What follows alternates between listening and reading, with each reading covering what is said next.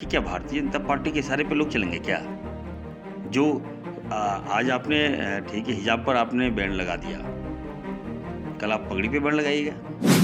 अर्जुन मुंडा जी जब मुख्यमंत्री थे, अर्जुन मुंडा झारखंड का पैसा से गोल्फ खेलते थे अमेरिका में। क्या उनको शोभा देता है? रघुवर दास जी आदिवासियों का पैसा से करोड़ रुपया का महंगा गाड़ी पेजोरो खरीदे थे। एक नहीं, अपने काफिला में खरीदे थे। सीपी सिंह लगातार पप्पू जमुरा जैसे शब्द आपको इस्तेमाल करते हैं, क्यों सीरियस क्यों नहीं ले रहे हैं? आप कांग्रेस के इतने बड़े लीडर हैं, क्या वजह क्या है? सीपी सिंह को आप देखे होंगे, उनके अंदर कोई मेरिट नहीं है। एक ही मेरिट है कि वो भाजपा के, मैं रिगार्ड करता हूँ सीपी सिंह के, क्योंकि वो एज में बड़े हैं हमारे और हमसे सीनियर हैं। तो मैं कहूँगा कि अगर भाजपा और देश के प्रधानमंत्री मोदी जी अगर आपको आशीर्वाद दिए जा रहे हैं तभी आप जीत रहे हैं। यूपी चुनाव के बाद जहां बीजेपी के खेमे में काफी खुशी की लहर है, वहीं कांग्रेस के खेमे में कहीं ना कहीं उदासी नजर आ रही है। इन तमाम मुद्दों पे बात करने के लिए कांग्रेस से विधायक इरफान अंसारी मौजूद हैं। इरफान जी, जो चुनाव के नतीजे आए हैं, काफी कांग्रेस के लिए इतिहास का सबसे बुरा नतीजा कहा जाएगा, क्योंकि सिर्फ 2 सीटें आई हैं, क्या कहेंगे? देखिए, कांग्रेस पार्टी तो बड़ी पार्टी है, हार जीत तो लगा रहता है जीवन में। तो जनता जो है इनको समझ में नहीं आ पा रहा है कि देश में क्या चल रहा है।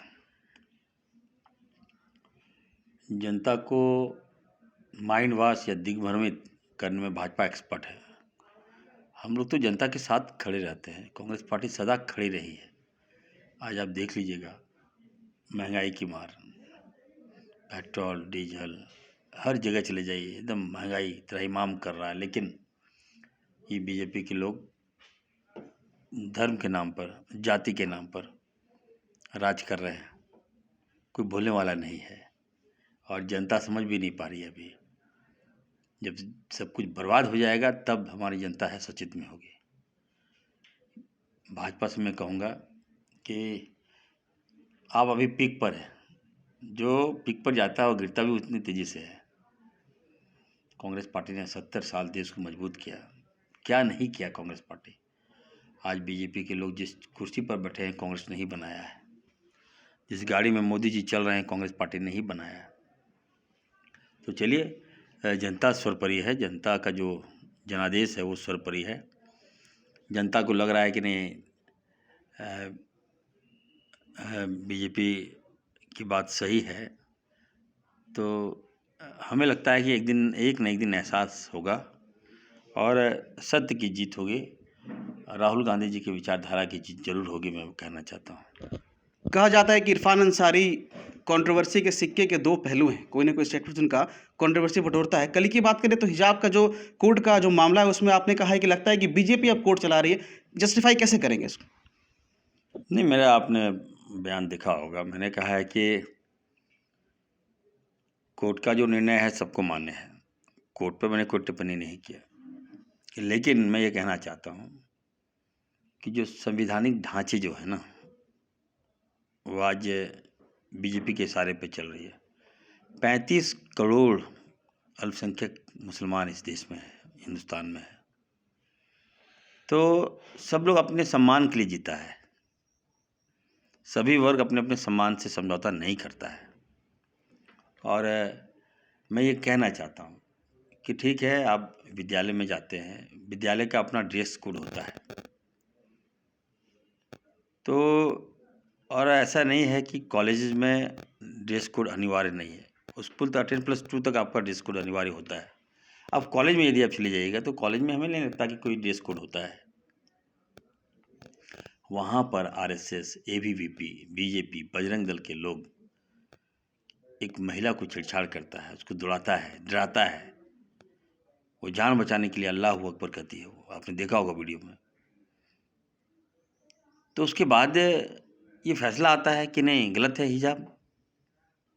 तब मैंने कहा कि क्या भारतीय जनता पार्टी के इशारे पे लोग चलेंगे क्या? जो आज आपने ठीक है हिजाब पर आपने बैन लगा दिया, कल आप पगड़ी पे बैन लगाइएगा। हमारे सरदार भाई सिख भाई पे भी बैन लगाइएगा। तो ये अच्छी परंपरा नहीं है। अब कॉलेज जाते हैं बच्चे, कॉलेज जाते हैं, तो संस्थाओं में ड्रेस कोड मायने नहीं रखता। संस्था कैसी पढ़ाई लिखाई करा रही है, मेरा जो बच्चे हैं हमारी तालीम कैसे ले रहे हैं, ये मायने रखता है। इस पर फोकस करने की आवश्यकता थी। लेकिन चलिए, देश जिधर जा रहा है, जिस मोड में जा रहा है, हमें स्वीकार है। मोदी जी को मैं कहूँगा कि ठीक है, चला रहे हैं देश, आप इसी तरह चलाते रहिए देश। विधानसभा की बात करेंगे सर, तो सीपी सिंह लगातार पप्पू जमुरा जैसे शब्द आपको इस्तेमाल करते हैं, क्यों सीरियस क्यों नहीं ले रहे हैं? आप कांग्रेस के इतने बड़े लीडर हैं, क्या वजह क्या है? देखिए, सीपी सिंह को आप देखे होंगे, उनके अंदर कोई मेरिट नहीं है। एक ही मेरिट है कि वो भाजपा के हैं। जहर उगलना, नफरत की बीज बोना, समाज के सेंटिमेंट को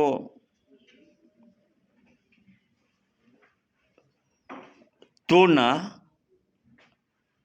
उसी की उपज है सीपी सिंह। वो मर्यादा भूल जाते हैं। उनको ये ज्ञान होना चाहिए कि हम लोग पढ़े लिखे युवा हैं, आपका ये अंतिम पारी है। तो कोई बातें अगर आप बोलते हैं तो थोड़ा संतुलित बात कीजिए। मैं रिगार्ड करता हूँ सीपी सिंह जी के, क्योंकि वो एज में बड़े हैं हमारे और हमसे सीनियर हैं। तो मैं कहूँगा कि अगर भाजपा और देश के प्रधानमंत्री मोदी जी अगर आपको आशीर्वाद दिए जा रहे हैं, तभी आप जीत रहे हैं। इनका कोई मेरिट नहीं है, कोई विकास नहीं करते हैं। इसने लूट लिया, झारखंड को लूटा, झारखंड के आदिवासियों का पैसा लूट लिया, मूलवासियों का पैसा लूटकर बड़ा बड़ा इमारत बना कर रखा है ये व्यक्ति। कल आपने देखा होगा, मैंने डिबेट में कहा कि हरमू नदी जो है, इसको पहले नाला बनवाया, ठीक है, और नाला में उसके बाद अपना आलीशान महल बनवाया। इसी पे सिंह भाजपा के नेताओं को आलीशान बिल्डिंग दे दिया, उसी जमीन पे बनवा दिया। तो क्या जनता माफ़ करेगी उनको? क्या एक और सरकार ये कह रही है कि खजाना खाली है, वहीं दूसरी ओर जो मंत्री है उन्हें फॉर्च्यूनर कार दी गई जिसकी कीमत शायद 50 लाख रुपए है। वहीं पर बेरोजगार युवा जो है वो सवाल कर रहे हैं, अगर खजाना खाली है तो मंत्रियों को इतनी महंगी गाड़ी क्यों दी जा रही है? क्या कहेंगे? देखिए, मैंने पहले भी कहा है कि जो मंत्री होते हैं उनकी अपनी गरिमा होती है। वो संवैधानिक पोस्ट में बैठ जाता है तो उनको सुरक्षा चाहिए। सुरक्षा के दृष्टिकोण से उनको गाड़ी मुहैया कराती है, फोर्स मुहैया कराती है। अब बोलिए कि नहीं, उनको फोर्स क्यों दिए आप? तो मंत्री के बनने के बाद बहुत तरह का आपको सुरक्षा के दृष्टिकोण से सरकार प्रावधान करती है, देती है। आपने देखा होगा, रघुवर दास जब मुख्यमंत्री थे, अर्जुन मुंडा जी जब मुख्यमंत्री थे, अर्जुन मुंडा झारखंड का पैसा से गोल्फ खेलते थे अमेरिका में। क्या उनको शोभा देता है? रघुवर दास जी आदिवासियों का पैसा से करोड़ों रुपया का महंगा गाड़ी पेजरो खरीदे थे। एक नहीं, अपने काफिला में खरीदे थे। उन काफिला में हम लोग को बैठने की इजाज़त नहीं था। सारे छत्तीसगढ़ के लोगों को घुमाया जाता था। उसमें बेटा का शादी किए थे तो पेजरो का काफिला लगा दिया था। अब बात करते हैं फॉर्च्यूनर का। फॉर्च्यूनर का दाम कितना है? 35 लाख रुपया। तो दे दिए तो क्या मेरे मंत्री जो हैं एम्बेसडर में चलेंगे क्या? अल्टो में चलेंगे क्या? मारुति कार में चलेंगे क्या? ओमनी में चलेंगे क्या? इस तरह की बातें नहीं होनी चाहिए। युवा वर्ग को मैं कहना चाहता हूँ कि 18 साल तो इनकी नीतियों से हमारा युवा सड़क पर है। आज हम लोग पॉलिसी ला रहे हैं, सबको रोज़गार देंगे। युवाओं से कहना चाहता हूँ, ज़्यादा पैनिक मत होइए, धैर्य रखिए। आपने बनाई है सरकार को आपकी चिंता है।